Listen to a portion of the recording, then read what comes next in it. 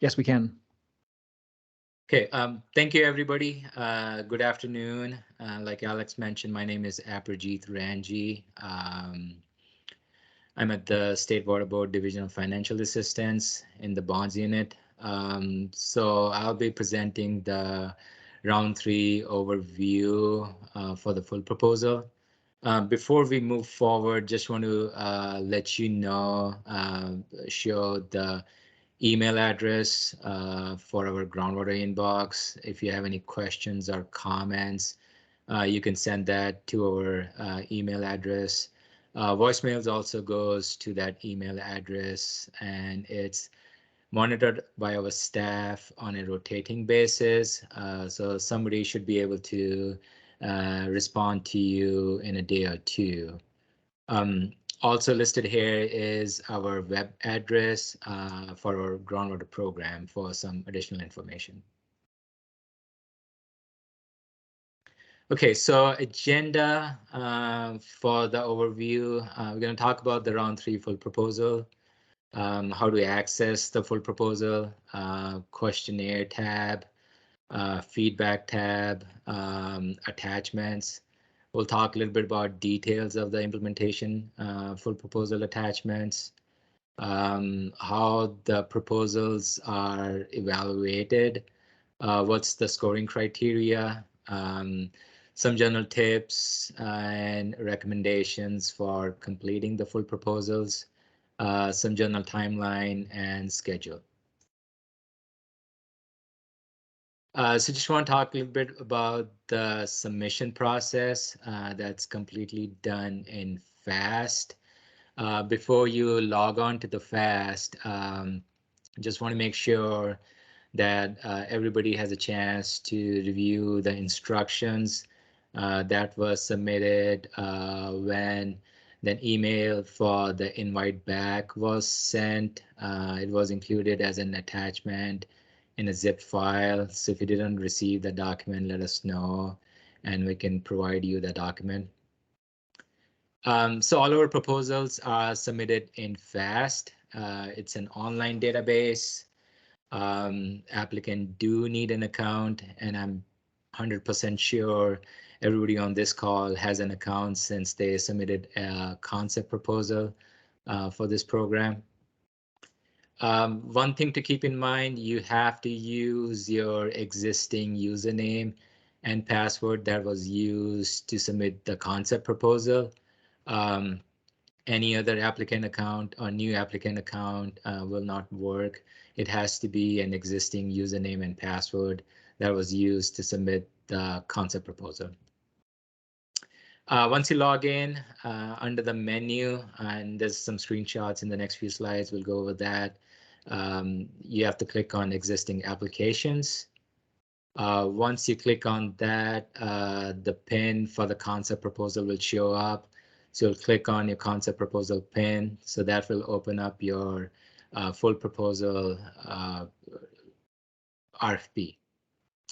One thing to note is there's a bunch of tabs on the top, and one of the tab is the feedback tab. That is where DFA staff has provided comments. So make sure you look at that feedback tab before you start filling out the proposal. Fill out all the tabs, all the attachments on each tab. Upload the required information. Make sure you follow the directions that's listed on each tab and each attachments. Once you upload all the attachments, make sure you review that all the information is included, and finally submit the application. I just want to emphasize there is a deadline to submit the full proposal. So if you're over even by a minute, the FAST will lock you out. You won't be able to submit the full proposal. So just want to make sure you have enough time to submit the full proposal. So make sure you don't click the submit button at 11:59. There might be some sort of lag time between an applicant hitting the submit button and state water boards receiving that application. So there might be a minute or two lag time. So just wanted you to be aware of that. As I mentioned, all of our proposals are accepted in FAST. Applicants need an account. It's on fast.waterboards.ca.gov, and you have to use your existing username and password that you used for the concept proposal. It's the main menu. So once you go in the main menu, options, so you have to click on active applications. Once you click on active applications, your concept proposal PIN number will show up in the next. Once you click, so if you recognize the concept proposal PIN, go ahead and click on that, and it will show up the full proposal. So as I mentioned, there's a bunch of tabs on top, some general information, project budget information, and one of the tab is the feedback tab. That's where the DFA staff provided comments on the concept proposal. So make sure you look at those comments before you move ahead and fill out all the attachments. So some general information about the full proposal attachments. So each of the attachments addresses some key project information, whether it be project information, project background, applicant background, scope of work, supporting documents for the scope of work, scope, schedule, budget, cost benefit analysis. So make sure you fill out all the attachments that are required for this proposal. Another point I would like to emphasize is make sure you use the templates provided by the staff. If the templates are not used, the proposal will not be reviewed. Just want to mention again, make sure to read the instructions. Some of the attachments might have page limitations, so make sure you follow the instructions listed in the attachments and in the RFP. Once you log in FAST, this is what the questionnaire tabs looks like. Most of you probably are already aware if you're already starting uploading all the attachments, but this is what it looks like. In total of 11 attachments. We'll talk about those attachments in the next slide. I'm not sure if you can see it clearly. So about 11 attachments. Attachment 11 is just the general compliance documentations. Just to mention, attachment 11 is not scored. It's typically requested to expedite the execution process. So I'll go a little bit in detail of the attachments that is requested for the full proposal submittal. Attachments 1 and 2, it's the project background and applicant background information. Applicant background information, we need information, something similar to what the agency has done or similar projects that agency has done in the past. So I need information related to that. Any project background information, meaning any data or investigation that was done, RIFS that was done to justify that implementation project that's been proposed as part of the full proposal. We need information related to that in attachment 1 and 2. Attachment 3 is the program priorities, requirements, and preferences. This is coming from our guidelines. This attachment has a lot of details in there, so make sure you fill out all the information. Just want to emphasize, so not only just check the boxes for this attachment, make sure you provide justification for each of the criterias to get the score or maximum possible score for this attachment. Attachment 4 and 5 is scope of work. Attachment 4 is the scope of work. Attachment 5 is the supporting documents for the scope of work. So any data that was collected or prior studies that directly relates to the current implementation project that supports the current implementation project gets included in attachment 5. Attachment 4, as I mentioned, is what is your scope of work, explanation and details of your scope of work. Attachments 6 and 7, schedule, budget, schedule self-explanatory. Looking for some sort of Gantt chart. If that could be provided, that would be great. If not, something in Excel format or any other database that provides the schedule of the project, when the project will be started and when it will be completed, just to make sure that it complies with our appropriation deadlines. So that's what we are looking for in attachment 6. Attachment 7 is the budget. If you noticed in our budget templates, there's 2 tabs. One is the budget summary, one is the budget details. All the numbers in the budget details needs to match in the budget summary, vice versa. And also everything needs to, all the budget line items needs to add up to the total project cost, total grant requested, and match.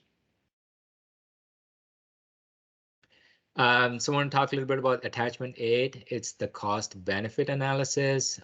We received few questions regarding the cost benefit analysis. Is the cost comparisons for any alternative options to the proposed project. So at minimum, if applicants can compare 2 options, that will be helpful. More the better, but that information typically will come from the remedial investigation or feasibility study that was conducted as part of the data collection to justify the implementation project that's been proposed. Attachment 9 is the project assessment evaluation plan. It's also called PAEP. This attachment or information is needed to set metrics of success, just to evaluate the success of the project, so performance criteria. So we need that information from the applicants on this attachment to evaluate how successful a project is going to be once implemented for the useful life of the project. Attachment 10. So if applicants think that their project is going to benefit a DAC or SDAC community, DAC is defined as disadvantaged community. SDAC is severely disadvantaged community. DAC is in the water code. It's based on median household income. So DAC is defined as 80% of the statewide MHI, and SDAC is defined as 60% of the statewide MHI. Just want to mention that once the information from attachment 10 is submitted, State Board does their own evaluation too, based on information submitted and based on the census data. And then State Board does our own determination to make sure that the project benefits a DAC or SDAC or ADA. Last attachment, that's attachment 11. It's the general compliance documentations. That's been generally requested to expedite the grant agreement execution process. Also just to make sure that applicant has all the necessary compliance documents ready in place. Just a note here, there was a revised general compliance documentation email that was sent on May 13. That was just to clarify that the agreement template that's included in the general compliance documentation need not to be populated and submitted with the full proposals. It's most likely that the agreement template will be revised by our legal counsel. So we don't want to burden the applicants to fill out the agreement template and then go back and fill that information again.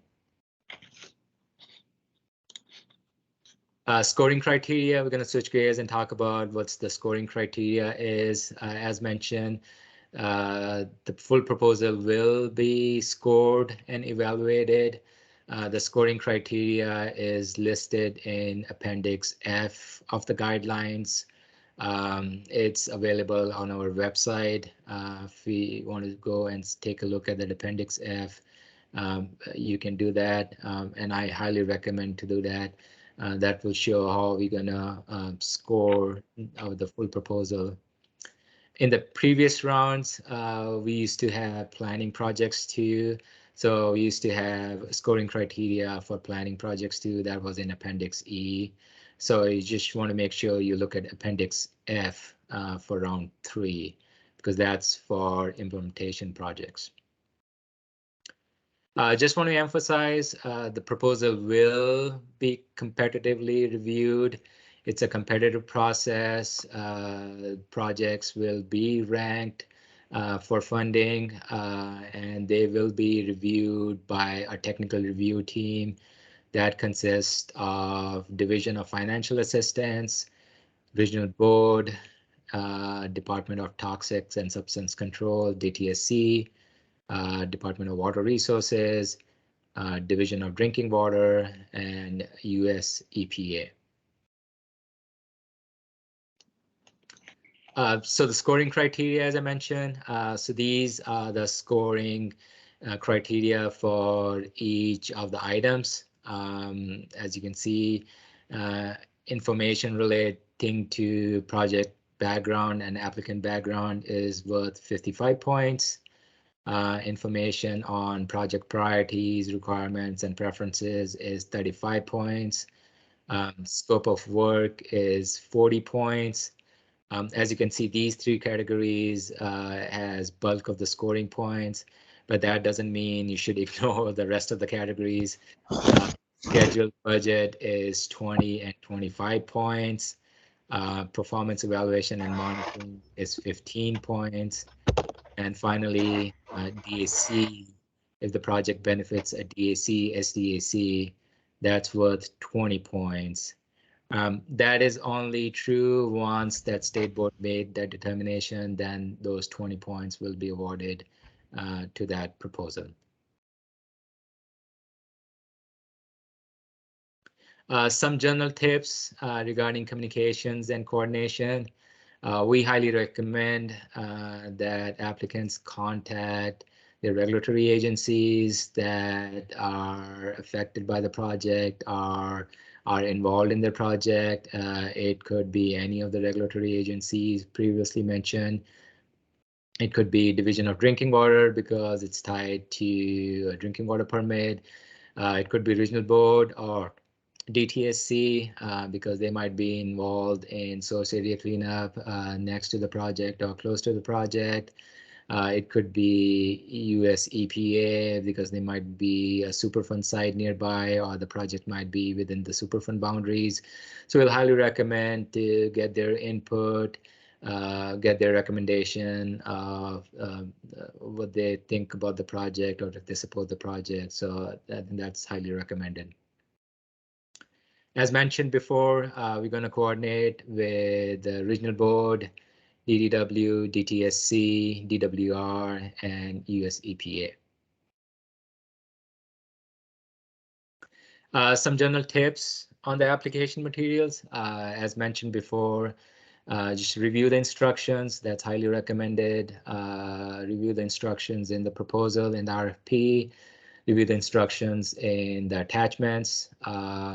Make sure you review the scoring criteria that's in Appendix F. Make sure you address all the questions in the attachments. Make sure you provide detail, scope of work, schedule, and budget. This is not something that we requested during the concept proposal phase. So we just want to make sure we get as detailed information as possible to evaluate your full proposal. Just want to emphasize, unlike previous rounds, round 3, our funding is severely limited. We gonna definitely rank the projects. It's going to be competitively scored. They were competitively scored in previous round too, but due to severe funding shortage, it's going to be an extra emphasis on ranking the projects.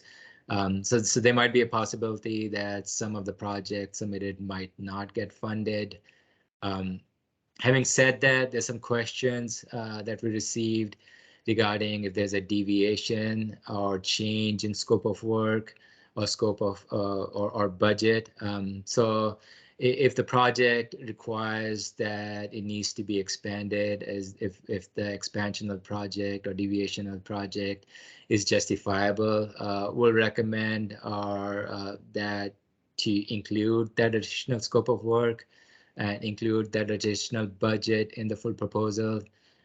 Once the full proposal is submitted, we'll go ahead and evaluate the scope of work and budget, of course, with other criterias, and made the determination. One, we could, award the revised amount or some reduction of that grant amount requested. So it could be any of those two options, or based on the ranking, if we're not able to fund that project, so that could be a possibility too. So just want to emphasize that this is possibly and most likely the final round of funding for the groundwater project. So I just want to make sure that any and all information that's requested is submitted. Just want to emphasize again, general compliance documents, applicants need not to pre-populate the grant agreement template that was originally requested in the RFP, but clarified on that May 13th email. So just want to clarify that. Finally, do contact us, provided that groundwater inbox email address. Do contact us if the applicants think that they need more time to submit their full proposal. We have done that in previous rounds too, so we can take that request into consideration. Obviously, our plan was to have this webinar in the initial stages of applicants filling up the proposal, but we apologize for any inconvenience. So let us know if applicants need some additional time to submit the full proposal. Some general timeline. As I mentioned before, there is a deadline. As of now, full proposal needs to be submitted by July 15th by noon. So if you try to hit that submit button at 12:01, the FAST will lock you out. You won't be able to submit any full proposal after 12:01. So reach to us, contact us if you're going to be late for an extension, and then the extension is going to be universal. But I'll highly suggest don't wait till the last minute to submit the full proposal. Make sure you have enough time in between to submit the proposal. Our plan to review the proposals once they are submitted and draft their award letters by fall of this year, and agreement execution process or grant agreement executed by spring of 2023. I just want to show the slide again in case guys didn't notice. The email address for any questions and comments, and also our website for our program is also listed here. That concludes my presentation. Now we'll just go ahead and open it for questions and answers. Thank you, Aperjeet. One thing I wanted to clarify is that we'll only provide extensions if a significant portion of our applicants all say like there's some kind of structural issue that's preventing them from submitting on time. And if we provide any extensions, it won't be extended to a single applicant. It will be provided universally for all applicants. Now, for those of you who joined us late, we recorded this presentation and we'll share it once it's available online, whether it's on YouTube or accessible via FTP client. And for the Q&A section, please state your name and organization you're affiliated with before you ask your question.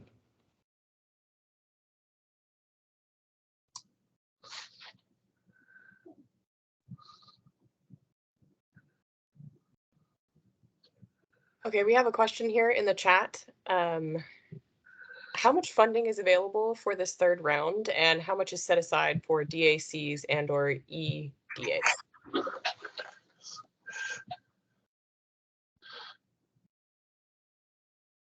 I'm pulling up the numbers right now. This is the one question that we anticipated. So I did pull some numbers ahead of time. I won't be quite so quick about all the other ones. So far, the amount we have remaining, and it's probably better to clarify that in the Prop 1 Groundwater Grant Program funding, we have 3 set-asides. We have our general funding pot, which can be used for anything. It can be used for projects that don't serve DACs, the ones that serve DACs, the ones that serve severely disadvantaged communities, and for technical assistance if need be. So that we call that kind of like our general funding pot. There's about $70 million left there. And for the DAC set aside, there's about $33 million left. For our SDAC set aside, severely disadvantaged communities, about 37 million. And for our technical assistance, we have about 7 million left.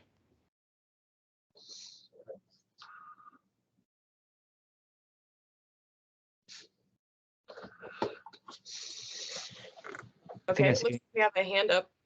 Dan, go ahead. Yes, this is Dan Colby from Water Quality Authority. I'm asking a question regarding attachment 10 regarding the DAC and EDA determinations. Can DFA provide links for where we can find the block grant information and the shape files associated with that?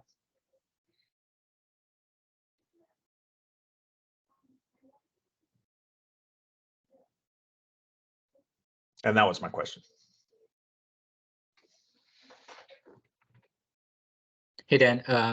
Alex, I can answer that question. So you're looking for links to the shapefiles? Correct.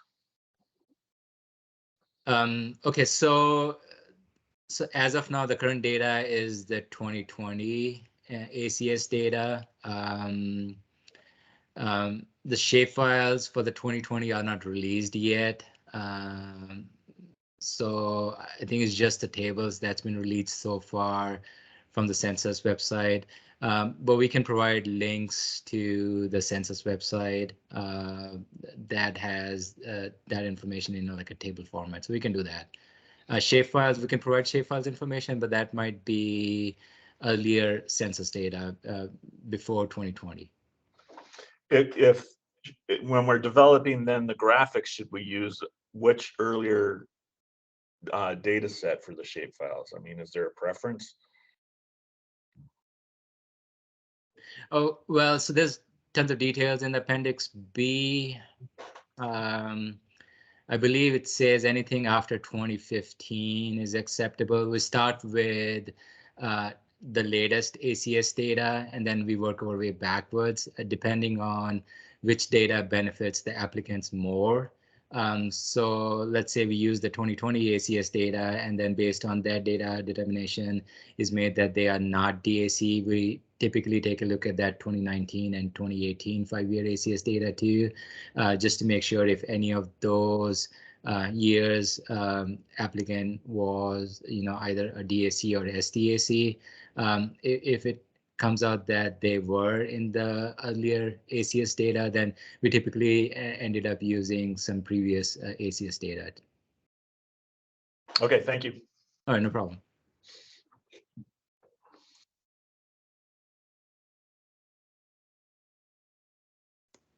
Dan, you have your hand up? Yeah, thank you. Dan Detmer, United Water. Thanks, Aperjeet. I just want to circle back on the funding. I understood you to say you can request additional or more funding than you applied for. That may or may not be granted. Your grant amount may or may not be increased, but if the award is not increased, can the applicant still pursue a bigger project and just the matching contribution by the applicant would be increased, right? Is that what I heard you say? Because we might do a couple more wells than what we proposed, and we'd like to bundle it all up and administer it in a single project. And So we'll likely increase our ask a little bit, and if that Correct. isn't awarded, we can still proceed with a larger project, but just we have a larger cost share on our end, right? Yes, definitely. We talked about it internally too. It doesn't make any sense for an applicant to have like a manage two projects. So it just kind of like makes sense to have like a one big project. It's just the match share amount will increase a little bit. Very good. Thank you for clearing. Oh yeah, no problem. Yeah. So we've got two questions in the chat here. One of them is from Rob Morrow. He's asking, are there any terms and conditions included with land acquired with grant funds or with land acquired with matching funds? And I was going to answer, Rob. According to our guidelines, grant funds are ineligible. I'll post a link to our guidelines in the chat so you can see. It should be under section 4.9. That's one of the ineligible things in our guidelines. Robin, does that relate to eminent domain, or is it in specific any land acquired by the applicant? Oh, that's an excellent point. It does say acquisition of land through eminent domain, and that's water code. Correct. So if applicant has to acquire a property, if it's not via eminent domain, then it's eligible for grant and match funds. So just want to clarify. Thank you, Robin. Yeah, of course. Sorry, that's my fault. Oh, no problem. There are appraisal requirements, though. Also, I don't know if that's in our guidelines. So just be aware that you'll have to get an appraisal, and it has to be related to the project, obviously.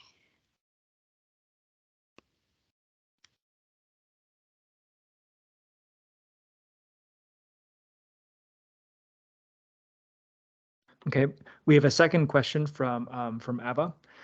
I hope I'm not butchering your name here, Ava. Two-part question. Number one, attachment 9 states that an updated PEEP, PAEP, will be submitted after the grant agreement is executed. Should a complete draft PEEP still be uploaded as part of attachment 9 of this proposal? We can answer that part first.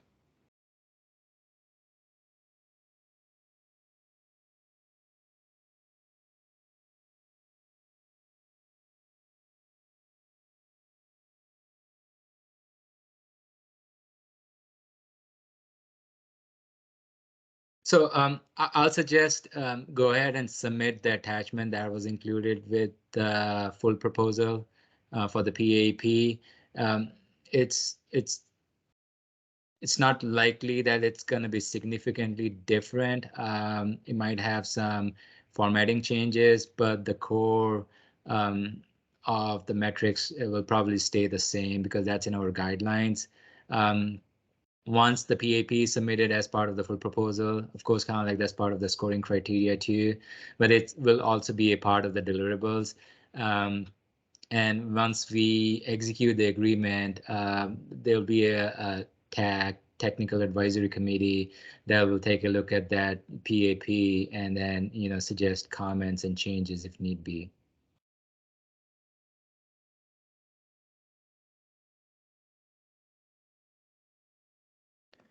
And part 2 of the question is, attachment 9 also states annual updates to the PEEP should be submitted. Is this where monitoring data should be appended for upload to GeoTracker in accordance with long-term monitoring requirements?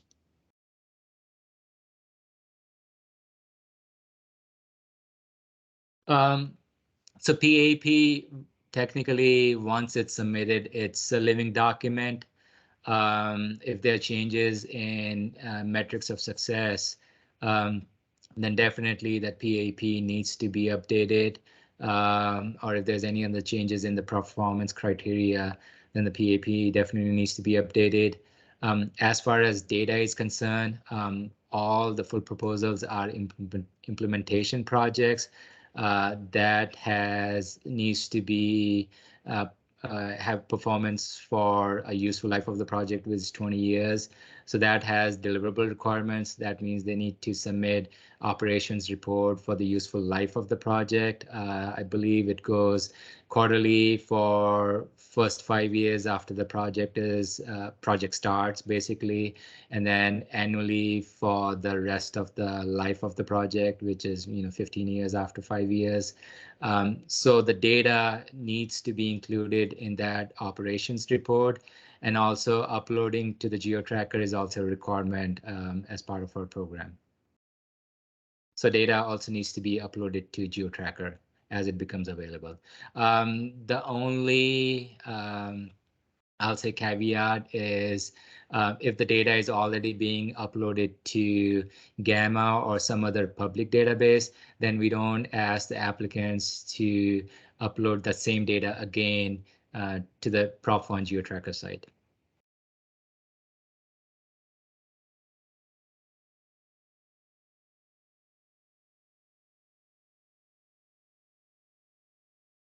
Ava, could you let us know if this answers both parts of your question? And in the meantime, we've got another question here, again from Rob. He says, what is the likelihood that the construction and post-monitoring deadline is extended, considering it will only be 2 years from grant award to construction completion?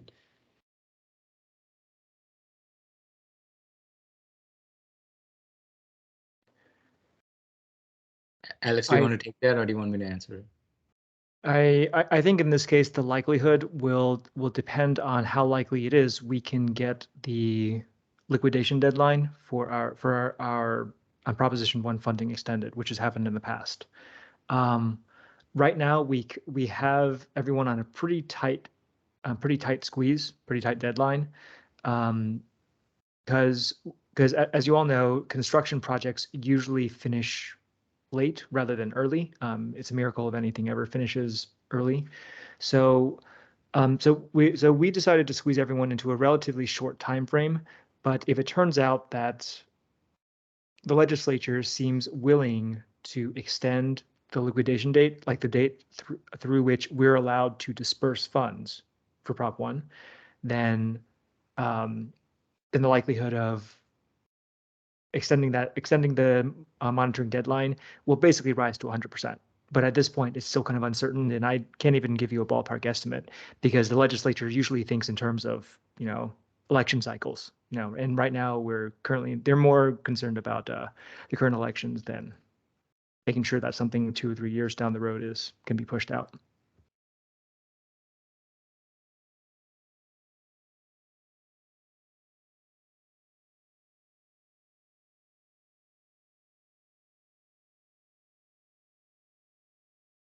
Looks like we got another question here from Anthony.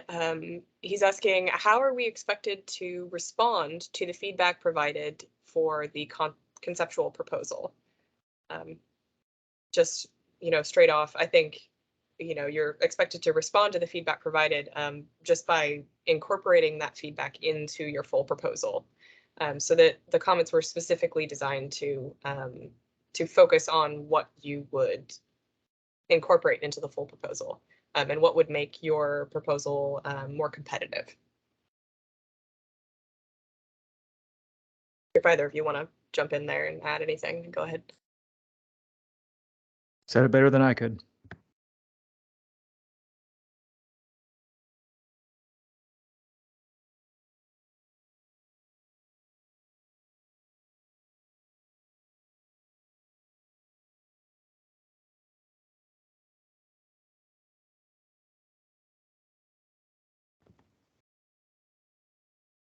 Any other questions? This is a great chance for you to ask any questions of us, and also have everyone else benefit as well.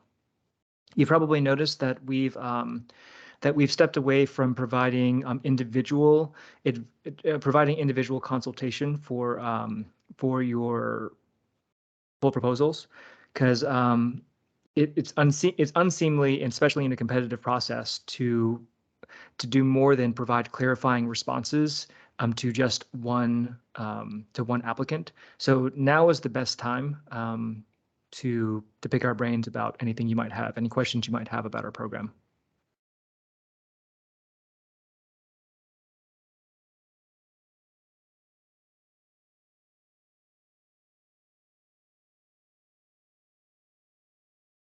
Go ahead, Dan. Yeah, Dan Detmer, United Water. The engagement with your regulators recommendation, is that really, we're just, some of those folks may be reviewers for these applications. We're getting those folks familiar with our project. Is that the main intent, or trying to confirm that we can get the permits we need for the project to go? What did you guys envision those meetings to look like prior to the application going in? I believe it's exactly what you mentioned. It's making sure that the project is feasible and it's within, not only is it within their wheelhouse, but also it's within their interests. So for example, if you go to the regional board and say, we want to clean up this plume, and they say, actually, this is a Superfund site, you should probably go to DTSC instead, and DTSC will direct you towards, they'll talk about the right permits or the other terminology that you should be using for this kind of cleanup project. It's more of a, I suppose the short answer to your question is yes, and also it's about making sure that you have a feasible project. And my more experienced staff can also jump in here as well. Right. Right. So You said it perfectly. Just want to add, it's also to make sure if there's let's say, associated cleanup going on, overseen by regional board or DTSC, or a Superfund cleanup going on near the project, our Prop Fund project or future Prop Fund project doesn't negatively impact the ongoing cleanup at those source area sites or Superfund sites. So I just want to add that. Thank you. right. So we just need to characterize that we're aware of our permitting requirements for our intended scope of work. Right. Correct. Yeah. All right. Thank you. Oh, no problem. Well, I guess we should go to a hand up first, and then we'll. Jan's got a question. So. Oh no, that was a previous hand up. Never mind. Okay, so the question in the chat here by Jan Jacobson. Yes, if the feedback tab is blank, does that mean that there were no comments on the concept proposal? And I was fairly certain that we put, all of us did respond in the feedback tab, but if that's not true, I guess let us know. Yeah, Jan, could you reach out to us after the meeting and let us know what your concept proposal was? Sure. Yeah, then we can verify whether or not, someone, it's a mishap on our part, someone just forgot to put comments on there, or whether or not that was intentional. Alrighty, sounds good. Thank you.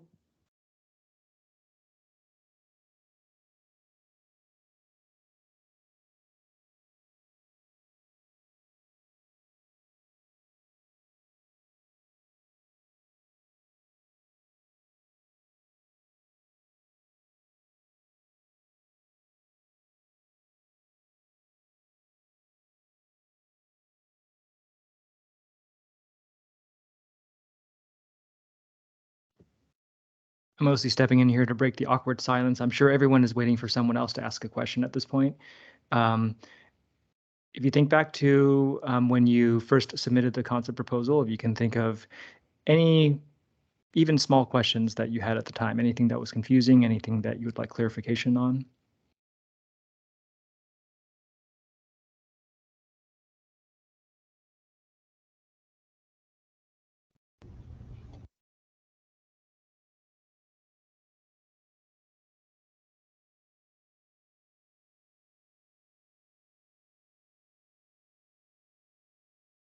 Shauna? Yes, thank you. Shauna Scott, City of San Luis Obispo Public Utilities. Regarding the TMF form, the certification form, with provision of any backup documents, would provision of links to documents publicly available on our website suffice, or excerpts, or an explanation of where those documents are located suffice?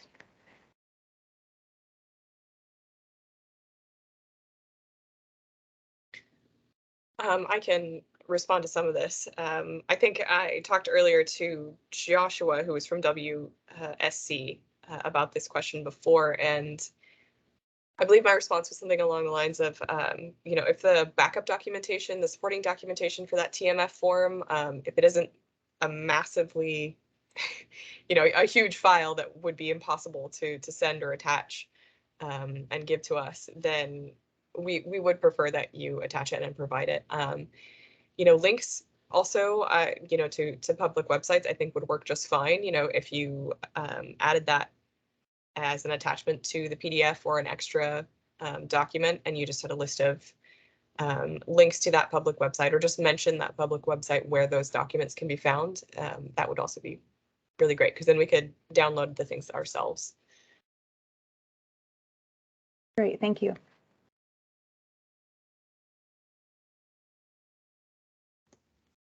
Miguel? Yes, can you hear me? Yes, we can. Regarding the construction deadline, I was looking at the question by Rob Morrow, stating that it's 2 years from grant award. We currently got a grant award from the State Water Resource Control Board for another project, and it took about a year to get the actual agreement signed.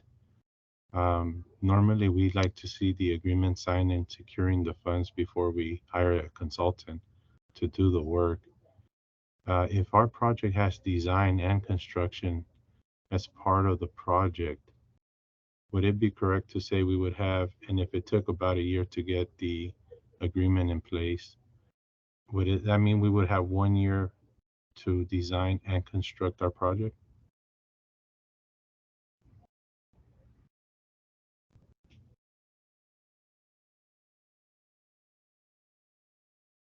So I can answer parts of it. So once the full proposals are submitted, we draft a preliminary awards letter. So once that awards letter is submitted, that's typically your start date that's listed in the grant agreement. And I agree, kind of like it takes a while for the agreement to be executed, because internally it has to go through so much review process and so many hands, and it needs to be, inputted into several different databases, and we have to coordinate with different program within the division. So that's why it takes a little bit longer. So that is the start date we put based on once the award letters are out. But obviously, it's not final until a grant agreement is executed. So there's a fine balance there. We try to kind of like accommodate all the applicants to knowing that executing an agreement takes a little bit longer. But also once, unless and until an agreement is executed, it's still not guaranteed. But that should give an applicant some sort of assurance when they can start working on their projects. So I don't know if that answers your question. No, yeah, so it sounds like you confirm that the start date is when you give the preliminary award, being Yes. the start date, so the clock starts there. So 2 years after the preliminary award is given, the construction should be completed. Would be a yes for that as well. Yeah. I mean, so if you look at the timeline right now, it's 2022. Our appropriation dates are June 2026. Obviously, we're not going to go that far. So the construction and everything else has to be completed by end of 2025. And that meaning not only like construction, but startup, troubleshoot, any deliverables that are needed after the startup. So that sort of needs to be completed by end of 2025. And can you give me the date just before that? Oh, 2025, end of 2025. Yeah, so the appropriation dates are right now June 2026. But our agreement is not going to say that we're completed by June 2026. It's going to say it needs to be completed by December 2025 or at most January 2026. Okay, thank you. Oh, no problem.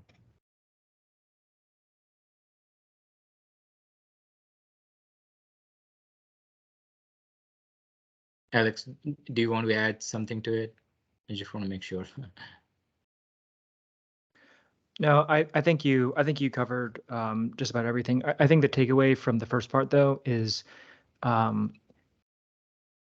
even though the date of the preliminary award is kind of the official start date, we won't actually be able to reimburse costs until the grant agreement is fully executed. So applicants that receive preliminary awards can begin incurring costs and kind of piling up those invoices. But we won't be able to actually reimburse those costs until the grant agreement has been executed, typically several months later.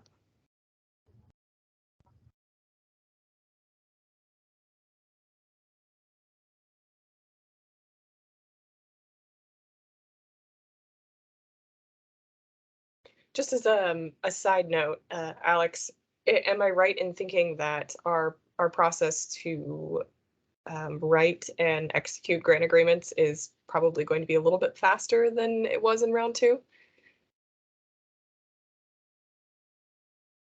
I think that's always the hope. It's always the hope, but we have. I wasn't around for round 2, so this will be relatively new for me. I'll be relying on what we did in the past and trying to cut out things that really don't make that much sense. For example, for round 3, we're not going to be doing much in the way of planning projects anymore. So that kind of simplifies. That removes like one fork in the road from the very beginning, because we won't have separate processes for planning and implementation grants. But other than that, I'm not really sure. I can't make any promises as to how much more quickly we can do round 3 compared to the previous rounds. Okay, I just wanted to make sure.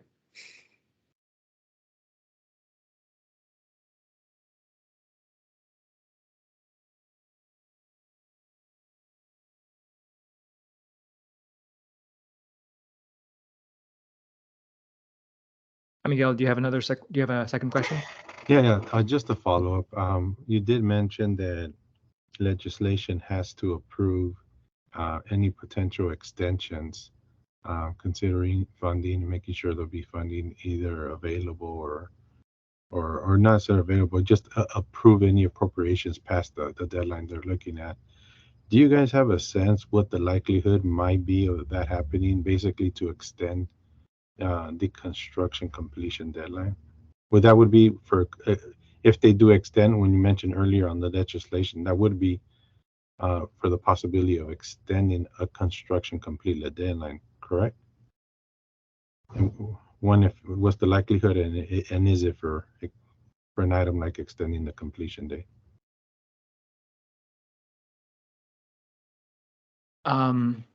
So far, I've only ever requested it once for a completely different project and a different funding source. And I felt like I had to do the paperwork equivalent of getting on my hands and knees and begging for it. We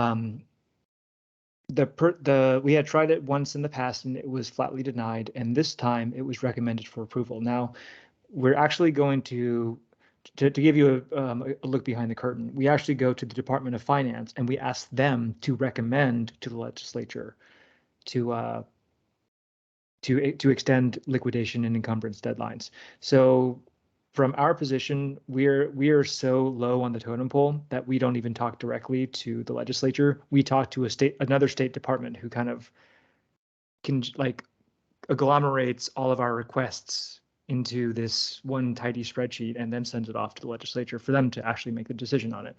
So the amount of power we have over this essentially comes down to it comes down to the circumstances. For example, things that are politically viable will naturally get more attention than others, and there's no way to predict what will happen and in a couple of years. And then I guess part of it also comes down to how convincing we can be on paper, because we don't ever get to plead our case, and once the decision is made, it's final. I really wish I could provide more assurance, but that's really the best I can give you. It's just to look inside the process, and that you're like our assurance that we'll try our absolute hardest to try to extend the date, but also giving you a glimpse of just how low on the totem pole we really are. I appreciate the answer, Alex. Mm-hmm. Dan, This is question? Diana. Oh, I just want to add that we wouldn't make that request until probably 2025 before, because we have to liquidate by 2026. So that request usually goes in on the previous year. So it's not something we're going to ask for right away. And I would also say that it probably just depends on if the majority of the projects are in the same boat where they're not getting the construction done, then we could probably have a better basis for pushing that extension. Yeah, it kind of goes back to what I was saying before about how the budget committee tends to think in terms of election cycles.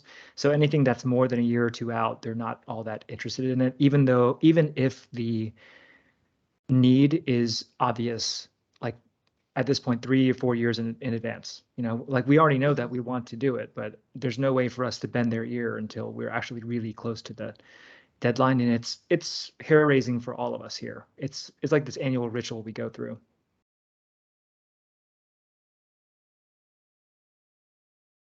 It looks like we've got another question from Jan. Go ahead. Thank you. I had a question regarding CEQA. So for a lot of the projects, the permit applications that are the trigger to CEQA or other approvals don't happen until we get moving with the project. And so the prompt is to a preference for CEQA to have been completed, but an acknowledgement that it may not have been. If you could just perhaps expand a bit on how, in that circumstance, you would like the CEQA discussion to be presented in the proposal.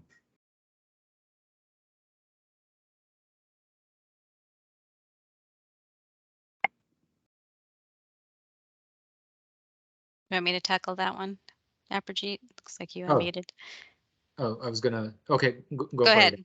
Well, I just know that so for the past agreements, if we didn't have CEQA for the construction complete, we have the applicant file at least for the planning and design, so that we do have to have we have to have something like an NOE for the planning part, and then the CEQA for the actual construction needs to be completed before construction begins. So that would be a requirement in the grant agreement.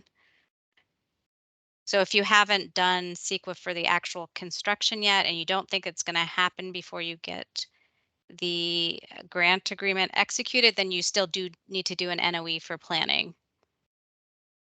Does that make sense, Jan? Or do you have a follow-up question? Mm-hmm. So, so ideally, if the CEQA could be completed before the, I think, what was it, spring 23 for grant execution date is what you're projecting. Right. Yeah, that would be ideal. And then you could, if you haven't done it yet, you can just go ahead and say that in the application. If you give us a schedule for when you expect to have it completed.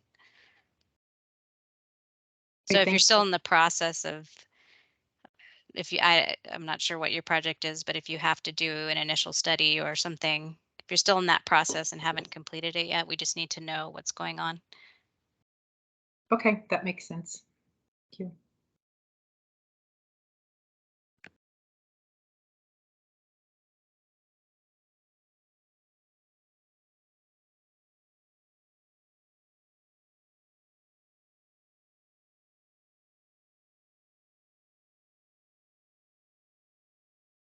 So we are at 3:03, and seeing that there's no further questions, we'll like to close out this webinar.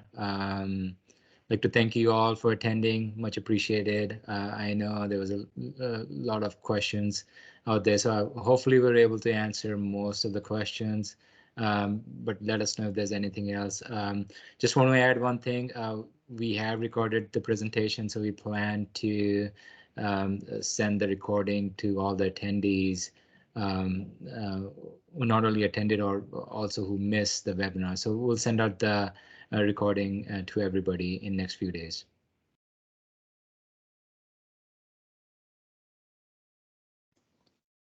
Thanks for attending, everyone. Thank you. Thank you.